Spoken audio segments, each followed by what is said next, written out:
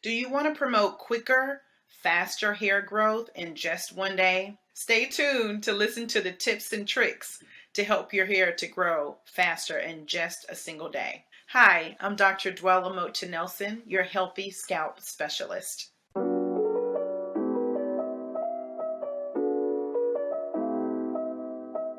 One thing that you want to do to try to get your hair to grow in just a single day is you want to keep the hair that you have on your head.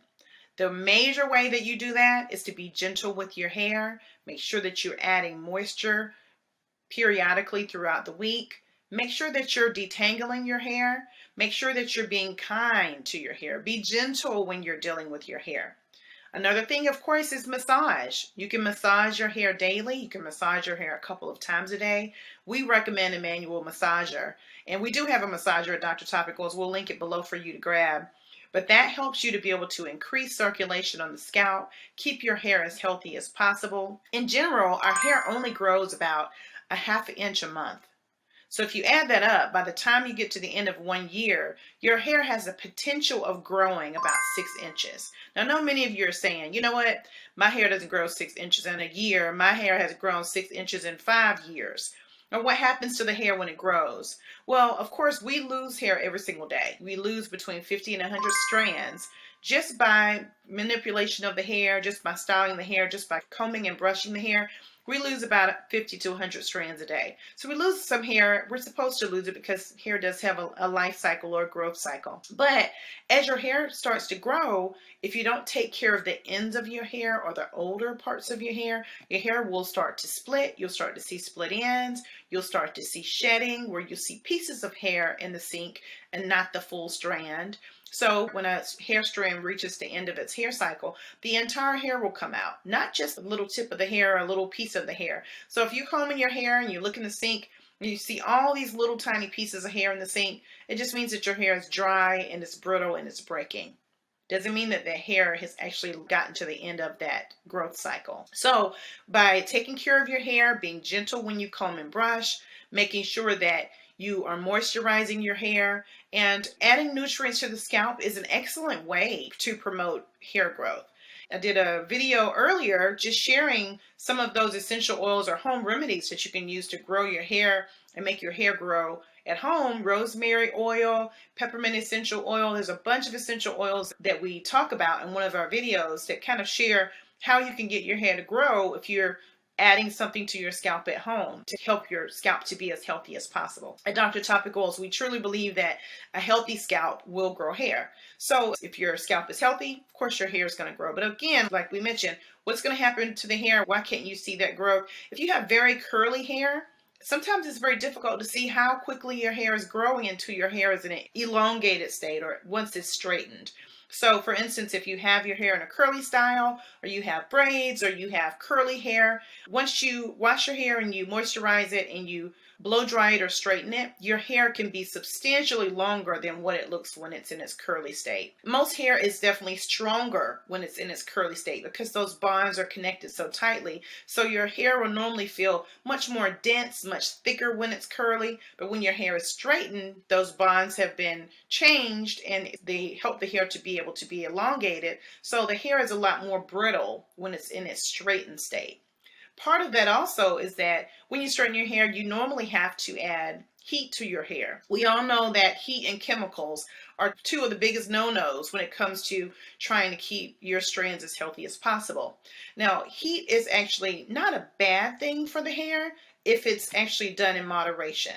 So straightening your hair or blow drying your hair, if you use heat protectants to try to keep your hair as healthy as possible, heat is not a terrible thing for your hair. But too much heat and too high of a heat can be very drying to the hair, leading to the hair being brittle and dry and breaking. Also, you can actually burn your hair if the temperature is too hot, too high for your hair. Make sure that when you're getting your hair straightened that you're doing it, letting a professional do it.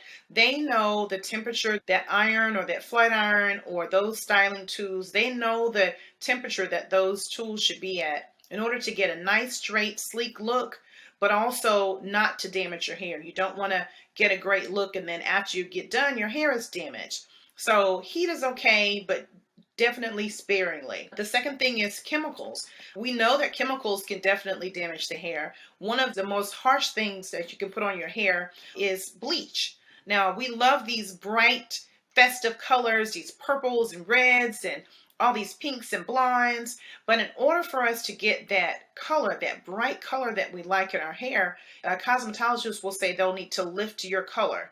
And lifting just means that they add a bleach to your hair to strip the color from your hair before they add the actual color that you want. So for instance, if you have dark brown hair, they'll bleach that hair and then they'll add a color after the bleaching in order to get that bright red or bright purple, whatever color that you might want for your hair. So you have to be very careful when you're getting your hair bleached to make sure that you go to a professional.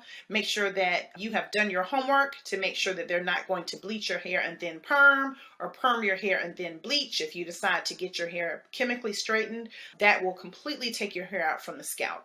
So be careful with those things, with the chemical piece, also with the heat piece.